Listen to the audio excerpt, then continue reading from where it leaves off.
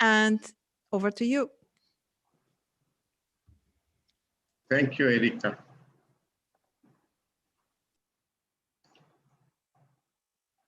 Last time, we were saying that our society is facing major challenges. We listed them. And we said that our present system of education has contributed to creating these challenges and is unable to solve them. That they arise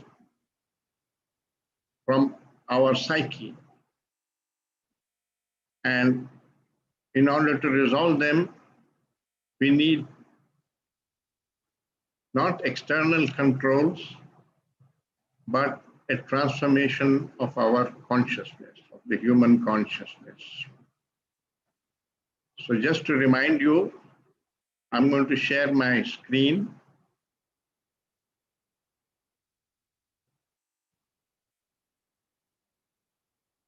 It says you have disabled me from screen sharing. Yes, now you can share your screen, please. You are a co-host now. So,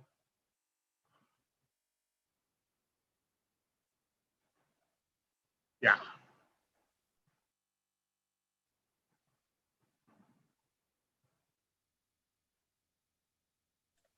Do you know how to share it? Yes. Oh, yes. Yes, we can see it. Yes. So I'm just reminding you of what we said last time so that we can continue meaningfully. There may also be some people who were not able to attend last time. So we said that these are the major challenges facing modern society. One, that every human being identifies himself with a group, and that creates groupism or division with other groups, which can be linguistic groups or religious groups or ideological groups or national groups. And this division has created enormous violence, including wars and riots, terrorism, and I have included also cruelty to animals, because we have separated ourselves from the other species and we feel that we can dispense off the other species, both plants and animals, in order to further our own interests. And these problems have been further accentuated by the power unleashed by science and technology,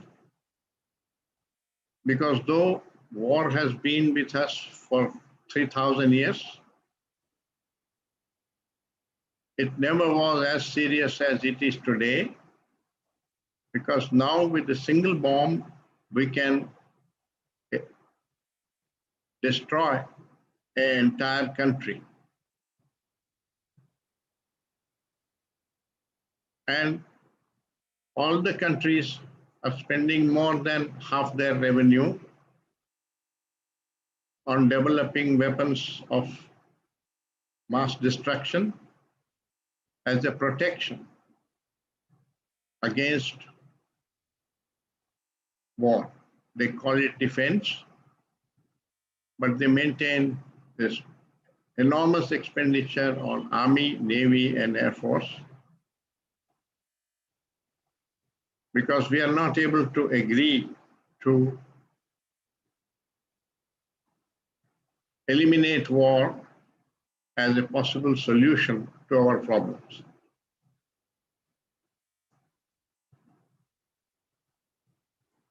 Then there are the environmental catastrophes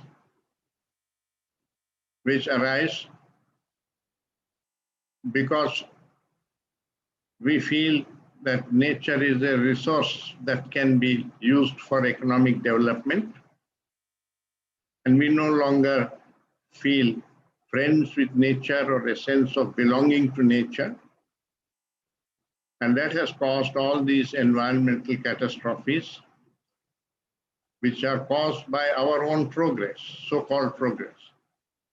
I'm referring to things like global warming, pollution of air, food and water, deforestation, soil erosion, nuclear fallouts, and the depletion of the ozone layer.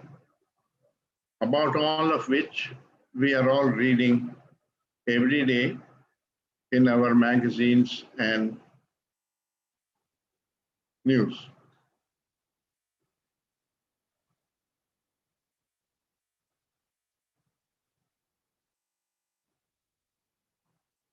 How do I go down? Trying going down the page as it would go normally. Yeah.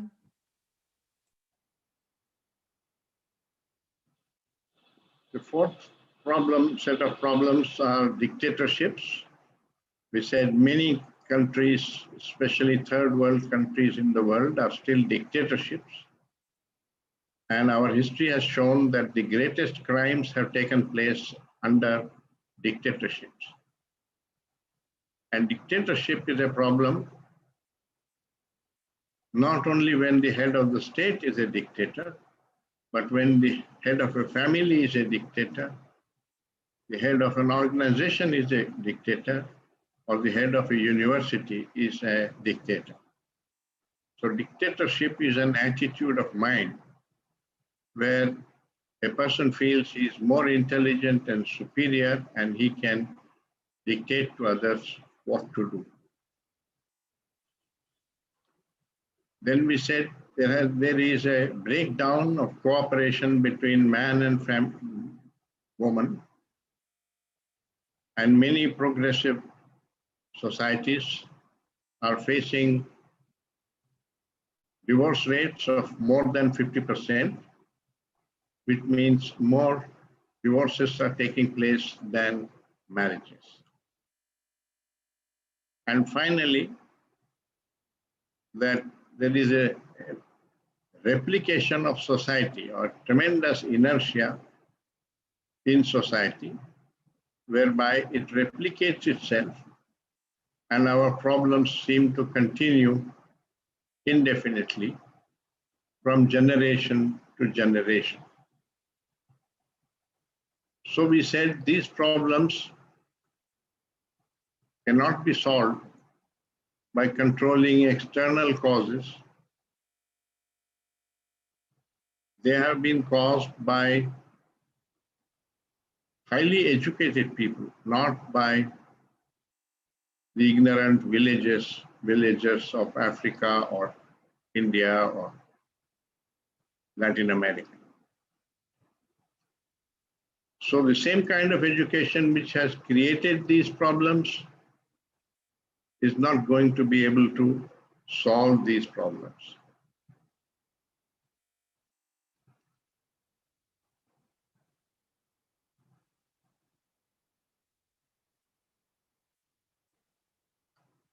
Having said this, let us look at how our present education system contributes to these problems. It emphasizes the cultivation of knowledge and skills and ignores the psychological and spiritual and emotional aspects of a human being, which has led to a lopsided development of the human mind. Extremely knowledgeable and intelligent in its profession, but extremely ignorant in other areas of our relationship with nature, with other human beings, and with ideologies and ideas.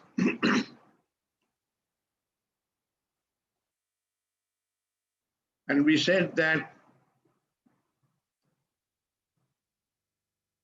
the contents of our consciousness project into our relationships, and millions of such relationships constitute society. Therefore, what we see as these problems in society is a reflection of the contents of our consciousness, which means the world is the way it is because we are the way we are. And if we don't change, which means we don't transform inwardly, psychologically, then there is no way these problems can end. We may control them by creating agreements or laws, but control does not eliminate the problem. It only minimizes the manifestation temporarily. And the problem keeps coming up again and again. Our present system of education has created this lopsided development of extreme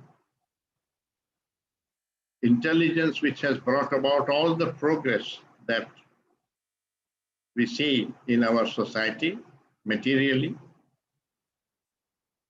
but it's not coupled with the evolution of consciousness. In our consciousness, modern man has remained almost like the primitive man, though he has many more worlds to hide behind. The primitive man was divided into tribes which fought with each other using bows and arrows and so on. We are still fighting with each other. Only our tribes have become national groups or linguistic groups or religious groups. In fact, we have had more wars in the name of religion than even for property and land.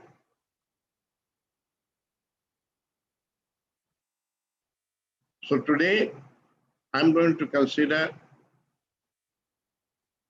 whether this transformation of consciousness can be brought about through a different kind of education, or should we go in the same direction as at present? Indeed, right now, all the research effort all over the world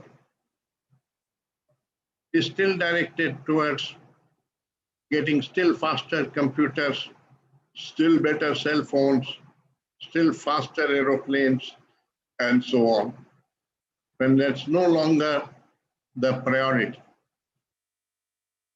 It's a priority to solve these problems which are facing us.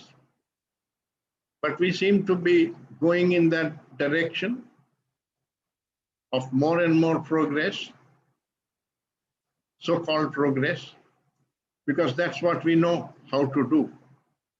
And we are caught in this tradition of progress. The American humorist Ogden Nash wrote humorously that progress was all right once, but it went on too long. Although he wrote it humorously, I take that seriously. It really is that we don't need more progress in that direction. We need transformation of consciousness or evolution of consciousness. And there has been almost no psychological evolution. But war was not as dangerous 1,000 years ago as it is today. We can now decimate entire countries with just one bomb. All that has become possible because of the power unleashed by science and technology. So we are living far more dangerously today. And because of our emphasis on economic progress, we seem to be unable also to prevent the ecological catastrophes. And scientists themselves and ecologists are predicting that we are inexorably going in the direction of mass extinction of large sections of our population in the matter of a few decades. There are books saying that we will not survive the present century. That may sound pessimistic, but it does seem to me that unless we can transform inwardly, so long as we go in this direction, we are going to annihilate ourselves. So it's a very serious matter. And we are going to consider today how we should change education. Now I have a PowerPoint which describes this problem. I'm going to show that in a minute.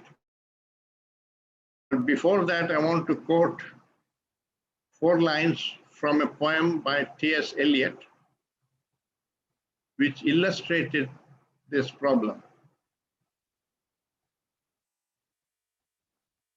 It's called The Rock, and the last stanza of that poem says, "Where is the life we have lost in living? Where is the wisdom we have lost in our knowledge? Where is the knowledge that we have lost in information? In 2000 years, the cycles of heaven take us away from God and unto dust." So he's pointing out that 2000 years ago, humanity was engaged primarily in the quest for wisdom. There was Socrates in Greece. There was Jesus Christ in the Middle East. There was Buddha in India, and Lao Tzu and so on in Japan and China. And they were all concerned with self-knowledge, which is the key to wisdom. Then there came the explosion of knowledge in all fields. And slowly the focus shifted to knowledge and we lost our wisdom. And now even knowledge is eclipsing itself, and we are in the information age where one is in such a hurry that you don't have time to write a love letter. And you send an SMS message spelling love as L-U-V. That's the modern way of conveying love. So knowledge is also beginning to disappear, and we're becoming more and more superficial. That's what the poet is saying, that we are going away from God and unto dust.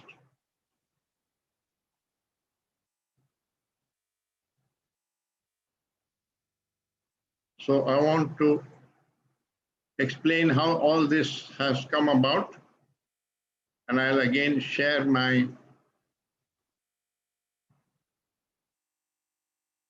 screen.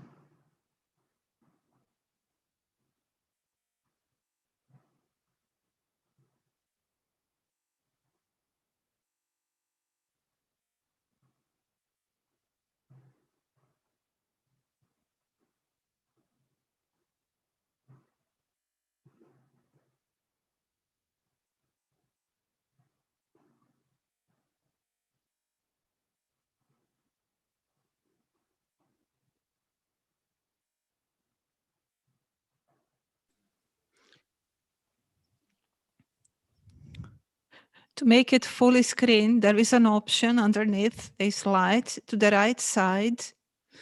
There is 1, 2, 3, 4. Won't, actually, when you go to slideshow, it does it automatically.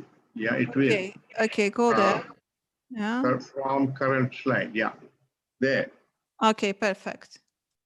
So that's just the topic of today and my address. And the next slide talks of the role of education and says the problems we are facing are not due to a lack of education, but the kind of education we are imparting. It has been caused by the highly educated MSCs, LLBs, PhDs, not by the uneducated man. The Holocaust was perpetrated by highly educated people. Germany had the best of science, the best of literature, the best of art and music, everything that we are trying to cultivate in present day education. The only thing that Adolf Hitler lacked was love and compassion and wisdom. So present day education is no barrier to barbarity.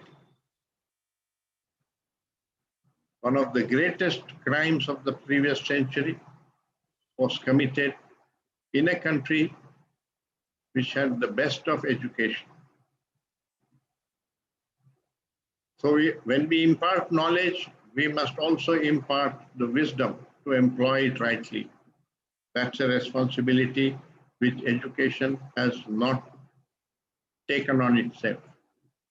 That's what has caused the lopsided development of the human mind. There is a very poignant letter that was written by the survivor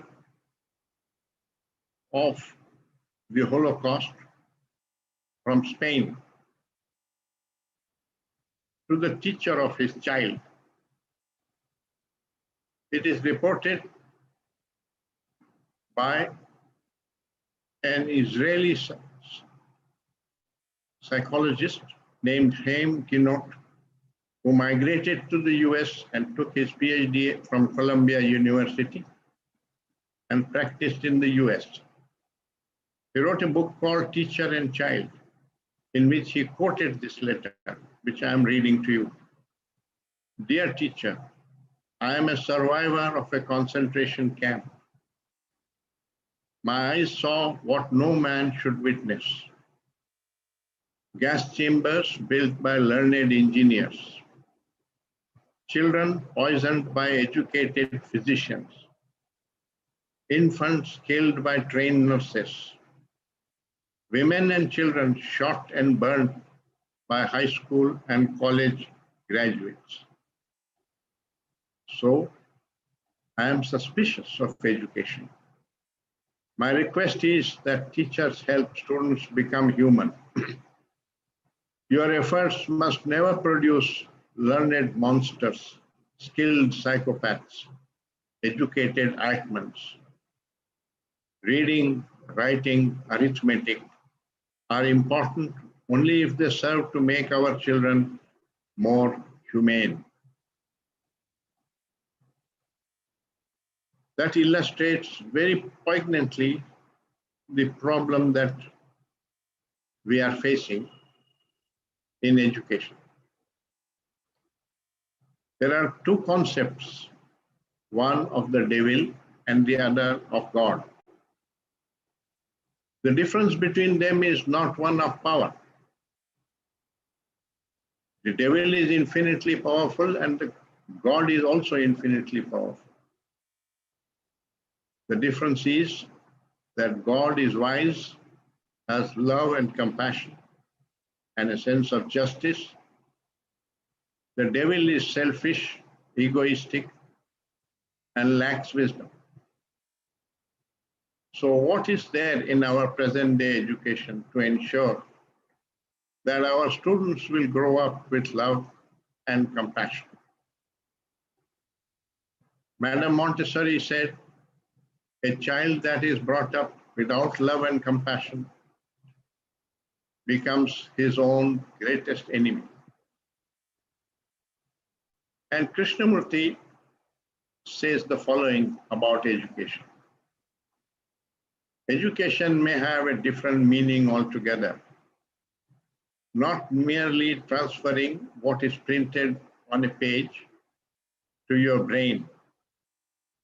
Education may mean opening the doors of perception to the vast movement of life. It may mean learning how to live happily, freely, not in hate and confusion, but in beatitude. Modern education is blinding us. We learn to fight each other. Right education is surely letting the mind free from its conditioning.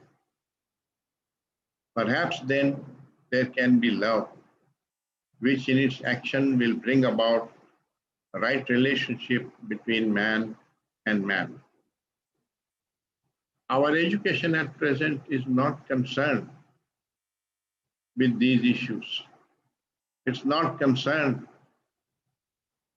with ensuring that our children will learn what right relationship is and to have the right kind of relationship with nature, with property, with pleasure, with friends, colleagues, and ideas.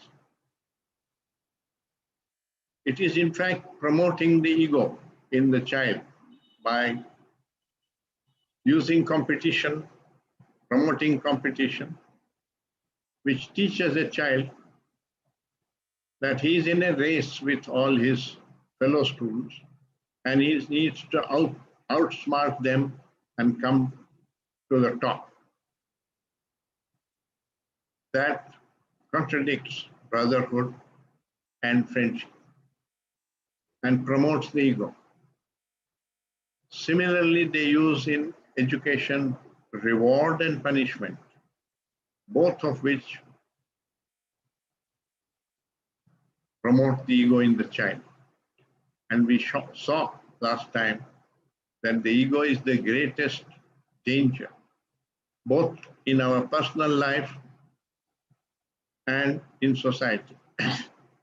It's the greatest cause of all division between human beings. What prevents really universal brotherhood from becoming a fact.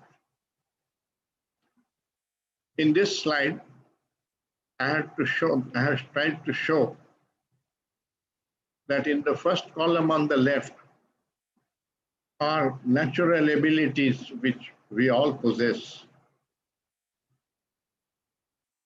But when we add the ego to it, which is self-interest, narrow form of self-interest, then what it becomes is shown on the right-hand side. So now add the ego to it, and it becomes attachment and possessiveness. Wishes, which are such natural thing. I wish to go for a walk, I wish to meet my friend, and so on. Add the ego to it, and it turns into desire and addiction. Power, which is just the ability to do things. Add the ego to it, and it turns into domination and exploitation. Sexuality, it's there in plants, it is there in animals, and it doesn't create any problem. But with human beings, we add the ego to it, and it turns into lust, pornography, and rape. Friendship turns into support and dependence. Humility becomes inferiority, servility. Talent creates pride, vanity, and superiority. Excellence turns into competition and rivalry. Groups, because we do need to work cooperatively in groups. When those groups turn egoistic, it creates division. Nationalism is one form of that group. Thought or thinking, when you add the ego to it, it becomes worry, fear, and anxiety. Pleasure, add the ego to it, and it becomes habit, addiction, and boredom. Need, add the ego to it, it turns into greed and covetousness. So you can see that the greatest problem in our life is none of the things nature has endowed us with, which all we need, but it's this ego process. And therefore it's important not to use methods in education which promote the ego in the child. But the present day education is constantly using reward and punishment and competition as incentives to get the child to do the work you want him to do. And all of that contributes to cultivation of the ego in the child. Then when he has grown up, we complain. He has become egoistic, he doesn't love, he is not a friend, and so on. But we ourselves are guilty of promoting that in the process of education. And I'm using the word education here not to mean just the courses that we teach in the classroom, but the entire manner in which a child is brought up. The child is not educated only by what we speak, but he is educated by what he sees going on around him. In that sense, his home environment, the environment in society, and the environment in his school and college, the values that operate there, all that go to educate the child and condition his mind. That's why it is important to change education. And I have presented what to my mind are the essential elements of a new vision of education, which is what we need in the 21st century. If we are to solve the problems that we listed earlier and talked about last week. One, create a global mind, not a nationalistic mind. A global mind which feels it belongs to the whole world and feels for the whole world, wants the prosperity and welfare of the whole world, feels that he belongs to whole of humanity, not just his country. The wise man from Greece named Socrates, he said, I'm not a Greek citizen. I'm a citizen of the world. 2000 years ago, he realized the need for this. We are still struggling and not able to come upon a global mind.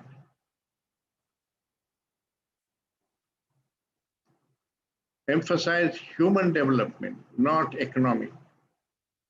The present education is set up in the factory model. It uses children as raw material that comes into the factory of education at the age of 6. It is fashioned by courses and training methods for 14 or 15 years. And out comes an engineer, a doctor, an artist, a musician, workers, and so on, who do all the work that we want done in society. So the emphasis is on economic development, not caring about the human being. His development, emotional and spiritual, is not the concern in education. also the physical. So there are these four aspects to our life: physical, intellectual, emotional, and spiritual. Right education must concern itself with all four and help a child to come upon a high quality in each one of them. They are not independent of each other. They all interact with each other. And unless the child comes up with a high quality in each one of them, it doesn't have a life of high quality. But our present day education not concerned about whether he will be a happy human being, how he will relate with other human beings, whether he understands himself and his consciousness. Nobody talks about that.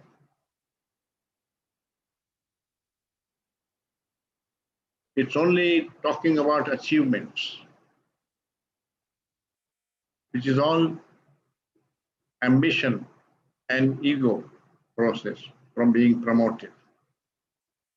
So I have put it that value goodness over efficiency.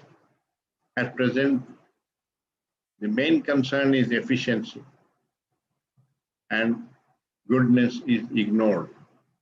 Or it is left to the family, that is the family's job to cultivate it. It is not so simple. Without self-knowledge, you will not come upon wisdom. And no attempt is made to help the child to come upon self-knowledge, which requires religious inquiry. Encourage inquiry, not conformity. At present, education is set up to enable the child to fit into society.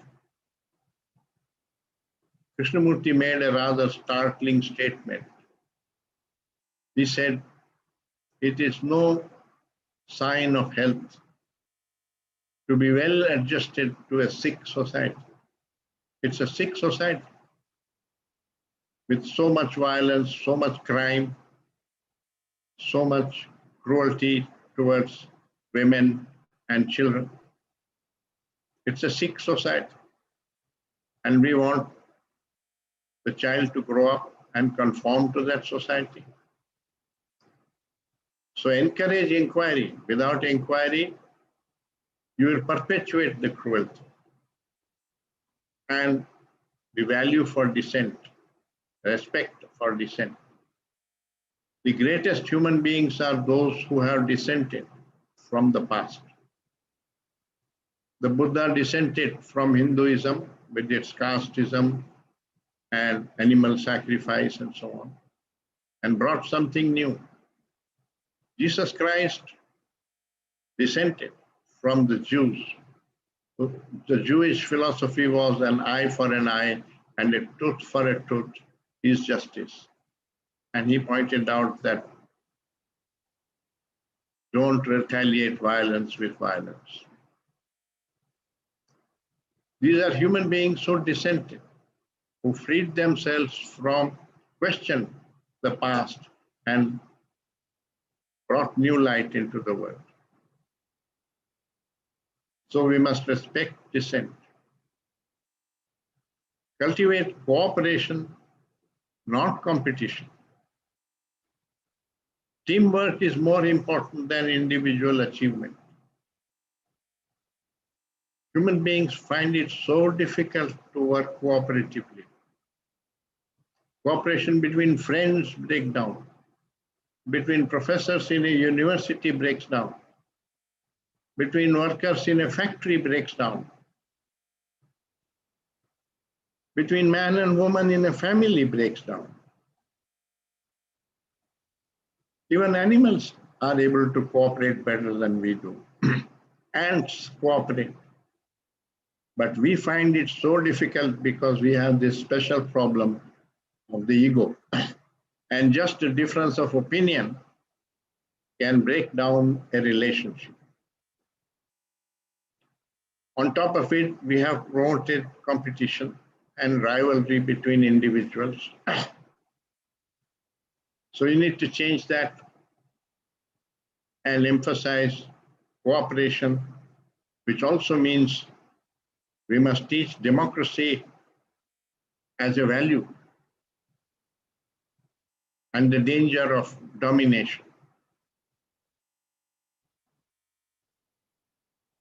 Fifth, I have said, create a learning mind, not an acquisitive mind. At present, knowledge, the acquisition of knowledge, mental property, is the aim of education.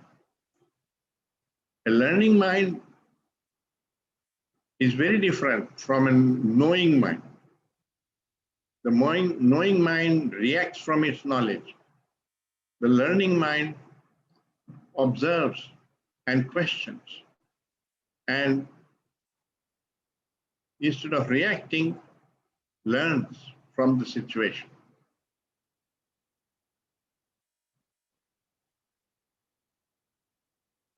Which means the awakening of intelligence is more important than memory. Even in academics, that is true, but far more in life itself. Not the kind of intelligence of thought, but intelligence which is synonymous with wisdom, with a greater understanding of oneself, and with the ability to discriminate between what is true and what is false. That's a very different capacity from the cultivation of memory. And you can't get it from a book. That's why it's called self-knowledge. Sixth, create a mind that is both scientific and religious at the same time. By religious, I don't mean belief, not the orthodox religions. The religious mind is a mind that is interested in discovering what is true and unlearning the false in the mind. That's a very different kind of discrimination, which is between true and false. In science also, one is constantly eliminating the false, positing the true as the unknown, and investigating to discover it. Such a mind, with regard to our consciousness, wanting to discover the roots of our negative emotions arising in our consciousness, is the true learning mind and the true religious mind. Understanding the world, which is part of science, and understanding ourselves, which is the real meaning of religion. Rational, which is scientific, and compassionate at the same time. Having respect for all life, being a friend of nature and having a sense of belonging to all nature, not the master of nature and not looking upon nature with a utilitarian eye. Aware of the limitations of knowledge. That means one has to find out what knowledge can do and where knowledge has absolutely no significance.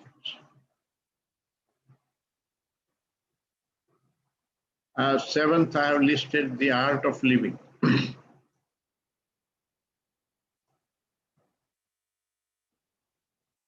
The art of living is to discover all the beauty that is innately there in life. In every aspect of life, there is tremendous beauty. Beauty in the sense that in engaging in that activity, you experience a joy which is innate to that activity, not the reward or the result of that activity, which is what we have emphasized at present, and which creates the ego.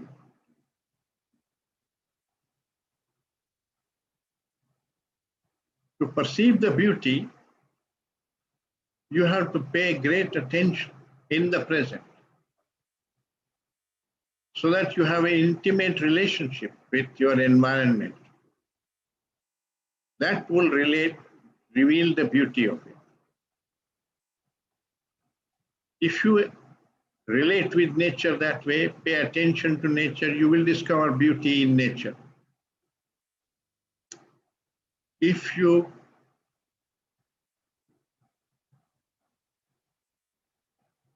relate with music that way, pay attention to classical music, you will discover that you will come upon a sensitivity and experience the joy of that activity. That's innate to that activity. They are not related to the result of that activity. So that is the art of living. To discover what is our right relationship with pleasure. Pleasure is a very natural thing. It gives pleasure when you eat something. It gives pleasure to meet a friend. It gives pleasure when you go for a walk. But if you cultivate pleasure, it goes wrong. If you pursue pleasure, it goes wrong. It leads to addiction. It leads to dependence.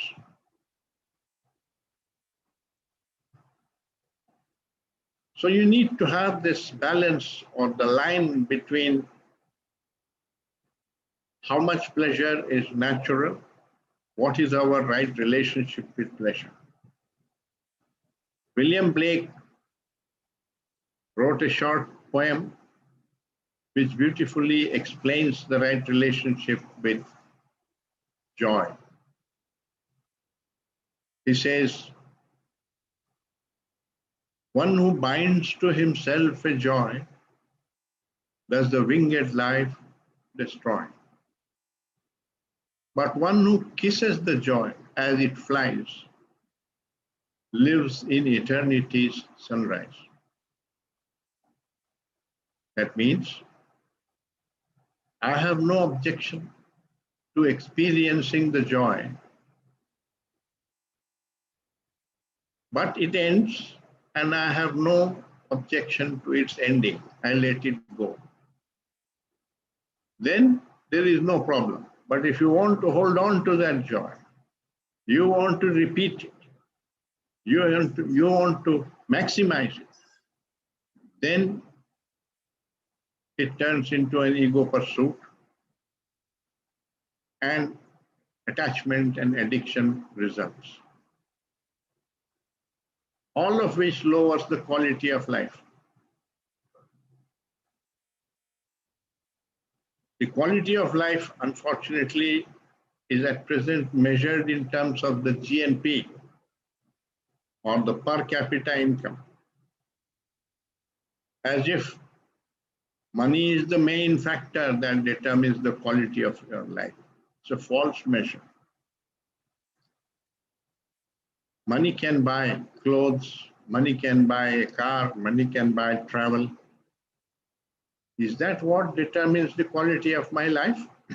The clothes I wear, the food I eat, the car I drive?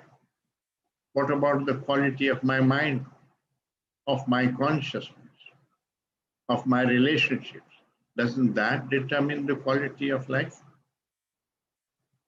So the king of Bhutan gave a different index.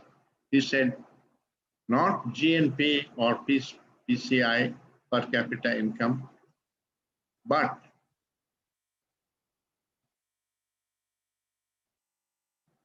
gross national happiness, GNH, should be the measure of the quality of life of our country. When you look from that point of view, you will find that there is not too much difference in happiness in the richest countries and in the poorest countries. It doesn't depend upon how much money there is.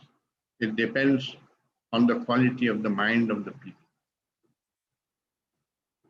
So what is important is flowering in goodness. Flowering means it is not a conscious effort to be that way. but it's a natural flowering. You plant a tree, you give water to it, you provide manure, you help it grow, and it flowers. You don't make it flower. Virtue must flower in that way, then it is natural goodness. When you have to use your will to practice goodness, something is wrong. If you are not violent, there is no need to practice non-violence. You need to practice non-violence, and you talk about practicing non-violence only because we are violent. If you don't have fear, there is no need to cultivate courage.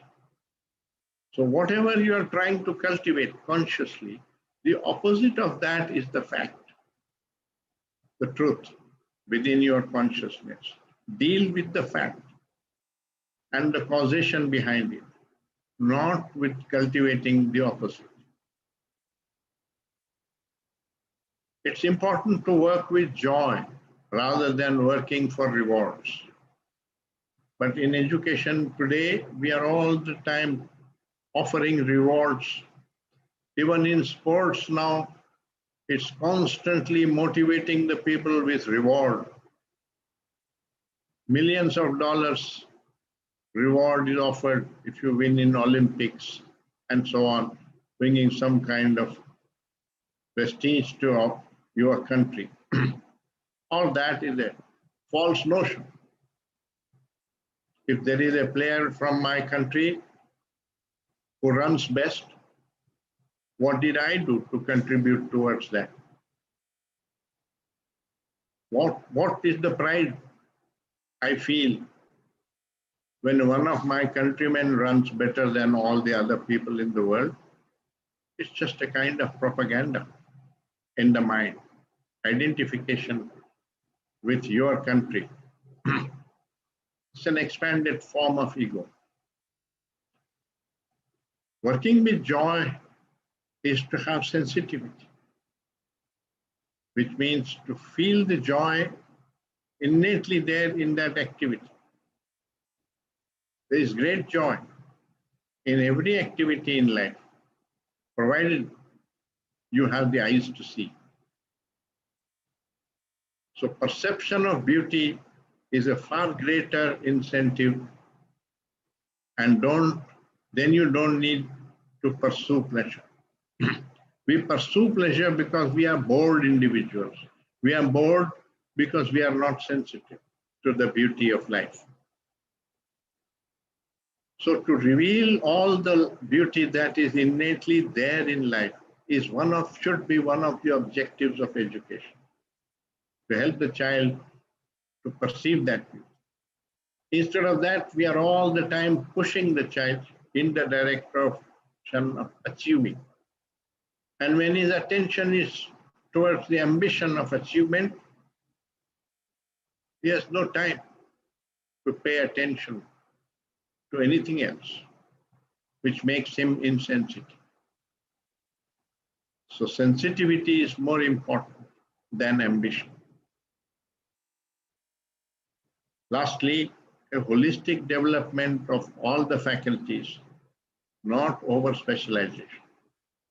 A man who is only intellectual and lacks emotion becomes hard-hearted, like Hitler. A man who is all emotion, a man or woman, who is all emotion and no reason, very little reason, becomes sentimental, neurotic. So you need a balance between the different faculties of our consciousness, our being. That means you should not emphasize specialization, but value all the faculties of the body, of the mind, of emotion, and also spiritual. By spiritual, I don't mean ESP and telepathy and so on. Those things are there, but that's not the sense in which I'm using the word spiritual. Spiritual in the sense, you have to engage in that activity in the right spirit. in every activity in life, there is both a method and a spirit in which you have to engage. Spirit meaning a state of mind in which you must engage in that activity. Education must cultivate that spirit of mind. For example, in sports, there is the method or technique of sports, every sport. There is also the sportsman spirit. If you don't have the sportsman spirit, sports becomes like war. We see that in the tennis matches and so on that we see the frustration when one person loses. If the emphasis is not given to the result, but to the joy of engaging in the game, then it doesn't matter whether you lose or you win. Then when your friend plays better than you congratulate him. You feel happy and you say, I will learn from you. I want to play more with you. You're such a good player. There is no frustration, no desire to cheat. All those things come when you give tremendous importance to winning, which means you play the game egoistically. All that is part of the art of living, the learning of it, the right spirit. In science, there is the scientific method, which we will talk about next time we meet. And there is the spirit of science. If you don't have the spirit of science, you are not a true scientist. You are only a technician working and managing the scientific method. So the spirit always more important than the technique. In art, the spirit of art is beauty. If you don't have a sense of beauty, what is it you are trying to express through the art? So merely the technique of sculpture or painting or poetry is not really art. You must have that feeling of beauty. Then it's a creative art to express that in that form.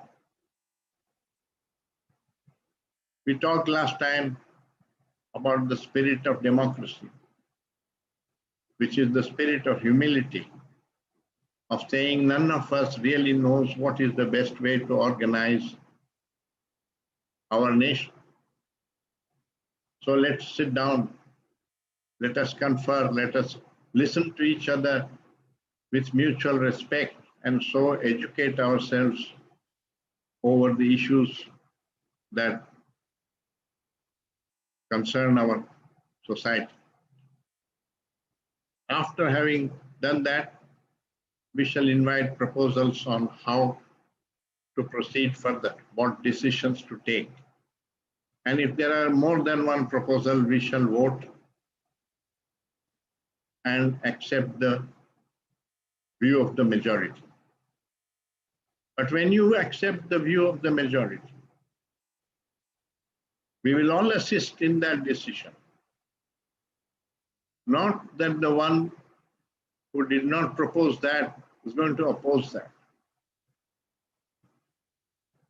That is the spirit of democracy. It is really a friendship. The opposition are not enemies to be vanquished. The opposition are friends with a difference of opinion. And their criticism, if held intelligently, in dialogue, helps us to take the right decision. But if you are egoistic and you are not interested in taking the right decision, you have already made up your mind, you just dominate with your decision. That's like a dictator. So all that is part of art of living. And that spirit needs to be taught in education. Without that, the activity becomes hollow. In religion, the spirit of religion is love and compassion and non-violence.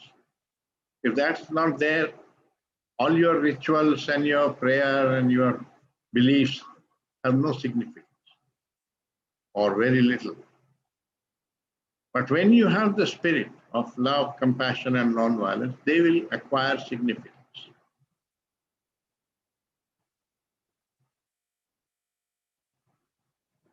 I have listed in this last slide the 8 Krishnamurti schools that are there, 6 of them in India, the year in which each one of them was founded, and 1 in California and 1 in Hampshire in England. These schools are trying to realize this vision on the ground in the campus of the school. I'm not claiming that they have succeeded. The vision is not an ideal to be achieved. The vision is what gives direction to your decisions.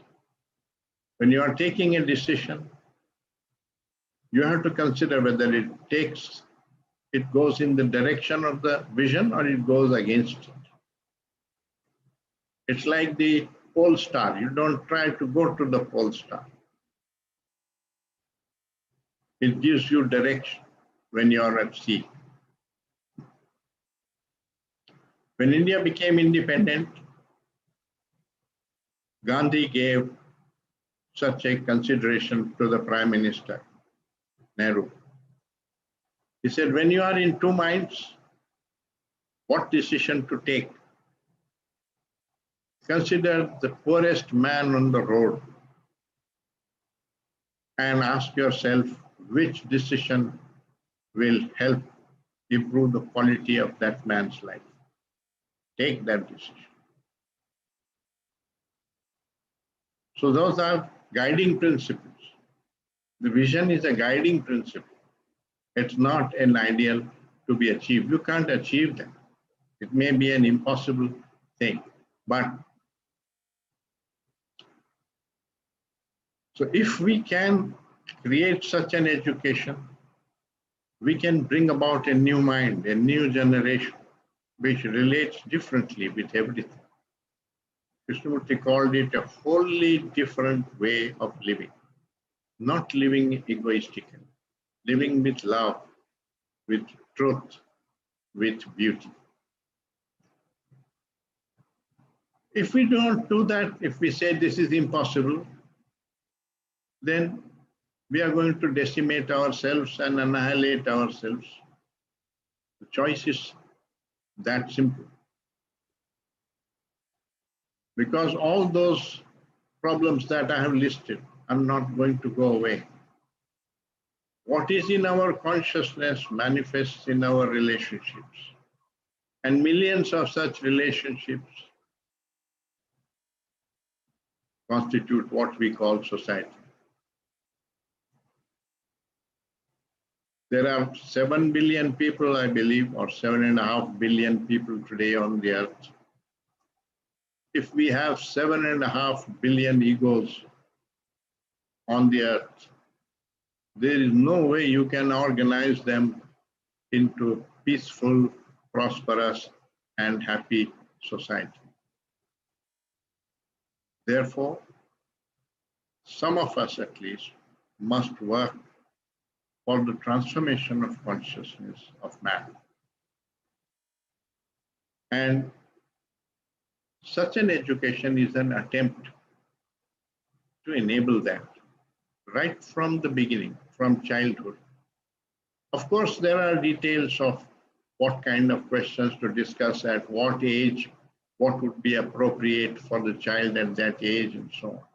But the broad principles I have laid down,